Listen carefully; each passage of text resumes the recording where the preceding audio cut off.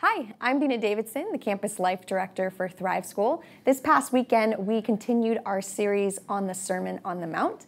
And one of the things that we tackled was Jesus' saying that we are salt and light. And I loved the message this weekend. I hope you were there to hear it. If not, make sure to go back and watch it. It was a really good one. So this past weekend, as I listened to the message about the Sermon on the Mount and about being salt and light, I remembered back to a time in philosophy class. I was a philosophy major, and we had this class with a certain Christian. And it wasn't me, it was this other person, but I remember being in class with this person. And every once in a while, the professor would, throw something out against Christianity. And I remember thinking, oh dear gosh, don't speak. I just remember sitting there and praying, dear God, let this person be silent for your glory. Because every single time this other Christian opened their mouth, it was irrational, it was rude, and it really did not represent Christianity well.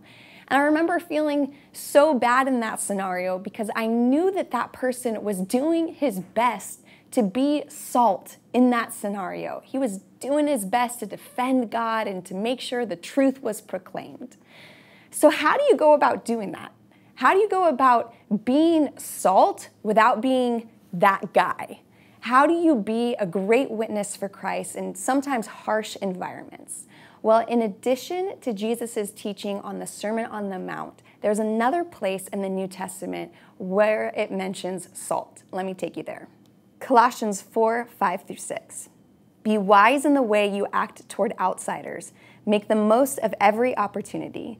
Let your conversation be always full of grace, seasoned with salt, so that you may know how to answer everyone. There you have it. Let your conversation always be gracious, seasoned with salt.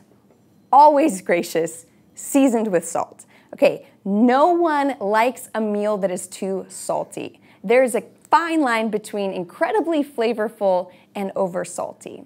So here we have it right in the New Testament. Yes, we are salt, we are light.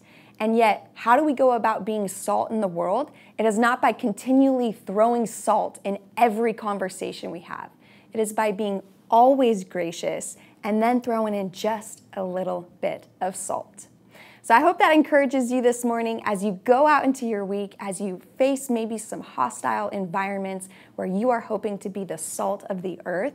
Just remember, in everything you do, always be gracious and season it with that salt, that truth that Jesus has given us.